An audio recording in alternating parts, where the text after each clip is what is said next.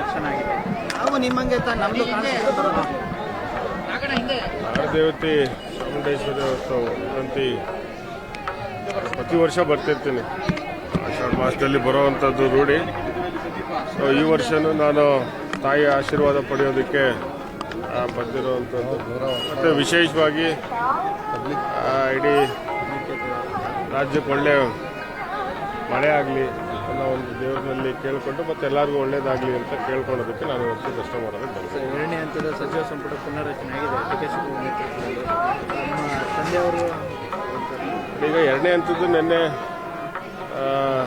D K Shivakumar ಅವರ ಮುಖ್ಯಮಂತ್ರಿಗಳ ಸಚಿವ ಸಂಪುಟ ನಿನ್ನೆ ಎಲ್ಲ ಭರ್ತಿ ಆಗಿದೆ. ಇಲ್ಲ ಒಂದು ಆಶಾಭಾವನೆ ಇತ್ತು, ತಂದೆಯವ್ರಿಗೆ ಸಿಗುತ್ತೆ ಅನ್ನೋ ಒಂದು ಭಾವನೆ ಇತ್ತು. ಯಾಕಂದರೆ ನಮ್ಮದು ದೊಡ್ಡ ಜಿಲ್ಲೆ ತುಮಕೂರು ಅಂತ ಹೇಳಿದ್ರೆ 11 ತಾಲೂಕು ಅಸೆಂಬ್ಲಿಗಳು ಬರೋವಂಥದ್ದು.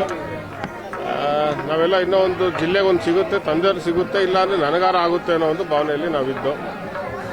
ಸೊ ಈಗ ಆಗಿಲ್ಲ, ಏನು ಮಾಡೋಕ್ಕಲ್ಲ. ಈಗ ಪಕ್ಷದ ತೀರ್ಮಾನಕ್ಕೆ ನಾವೆಲ್ಲ ಬದ್ಧವಾಗಿರಬೇಕು. ಈಗ ಪಕ್ಷ ಏನು ಸಚಿವರು ಆಯ್ಕೆ ಮಾಡಿದ್ರೆ ಜೊತೆಗೆ ಹೋಗುವಂಥದ್ದು. ಸಚಿವ ಸಂಪುಟ ವಿಸ್ತರಣೆ ಆಗಿರೋದು ಸಮಾಧಾನ ಇದೆ, ಸಾಕಷ್ಟು ಅಸಮಾಧಾನ ಇಲ್ಲ, ಭಾಳಷ್ಟು ಅಸಮಾಧಾನ ಇದೆ ಅನ್ನೋದು ನಾವು ನೆನೆಯಿಂದ ನೋಡ್ತಾ. ಹಿರಿಯ ಶಾಸಕರು ನೆನೆ ಎಲ್ಲ ಒಂದು ರಾಜೀನಾಮೆಯನ್ನು ಕೊಟ್ಟಿದ್ದಾರೆ, ಇವತ್ತು ಕೊಡ್ತೀವಿ ಅಂತ ಹೇಳ್ತಾ ಇದ್ದಾರೆ. ಸೊ ಅದರಿಂದ ಅದು ಅವ್ರ ವೈಯಕ್ತಿಕ. ಯಾಕಂದ್ರೆ ಸಚಿವರನ್ನ ಗುರುತಿಸ್ಬೇಕು, ಮಾಡಬೇಕು ಅನ್ನೋದು ಎಲ್ಲರೂ ಸಚಿವರು ಆಗಬೇಕು ಅನ್ನೋದು ಆಸೆ ಇರುತ್ತೆ. ಆದರೆ ಇವತ್ತು ಆಗಿಲ್ಲ. ಸೊ ಅದರಿಂದ ಅದೇನು ಪಕ್ಷ ತೀರ್ಮಾನ ತಗೊಂಡಿದ್ದು, ಮುಖ್ಯಮಂತ್ರಿಗಳು ಇರ್ಬೋದು, ಮತ್ತು ಸಿದ್ದರಾಮಯ್ಯ ಸಾಹೇಬ್ರು ಇರ್ಬೋದು, ಪಕ್ಷದ ಅಧ್ಯಕ್ಷ ಮತ್ತು ನಮ್ಮ ರಾಷ್ಟ್ರೀಯ ನಾಯಕರುಗಳು ಯಾರೆಲ್ಲ ಬೇಸರ ಆಗಿದ್ದಾರೆ ಅದನ್ನು ಸರಿಪಡಿಸೋದಕ್ಕೆ. ಪ್ರಶ್ನೆ ಇರುವಂತದ್ದು, ನೇರವಾಗಿ ಮಾತನಾಡೋರಿಗೆ ಕಾಂಗ್ರೆಸ್ನಲ್ಲಿ ಅವಕಾಶಗಳು ಸಿಗ್ತಾ ಇಲ್ಲ, ನೇರವಾಗಿ ಮಾತಾಡೋದ್ರೆ ತಪ್ಪಾಗ್ತಾ ಇದೆ.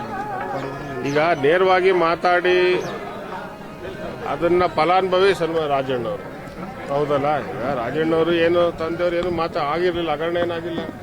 ಅದೇ ಅವತ್ತ ಸಂದರ್ಭದಲ್ಲಿ ಮಾತಾಡಿದಾಗ ಸಚಿವಗಿರಿನ ಅವತ್ತು ತೆಗೆದಿದ್ರು.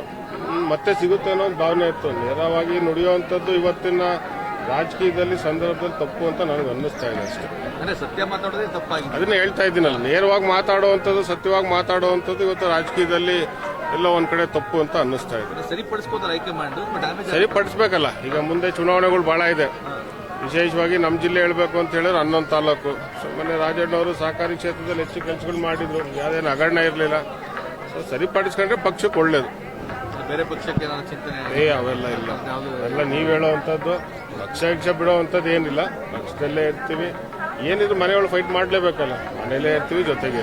ಪದೇ ಪದೇ ಈ ರೀತಿ ಆಗ್ತಾ ಇದ್ರೆ ಸಿದ್ದರಾಮಯ್ಯ ಅವರು ಭರವಸೆ ಕೊಟ್ಟಿದ್ರು ಲಾಸ್ಟ್ ಟೈಮ್ ಬಂದಾಗ ಎಲ್ಲ ಸರಿ ಆಗುತ್ತೆ ಅಂತ ಹೇಳಿ. ಪದೇ ಪದೇ ಹಿಂಗೆ ಆಗ್ತಾ ಇದ್ರೆ ಎಲ್ಲಿ ತನಕ ಹೋಗುತ್ತಿದ್ದು ಅಂತ.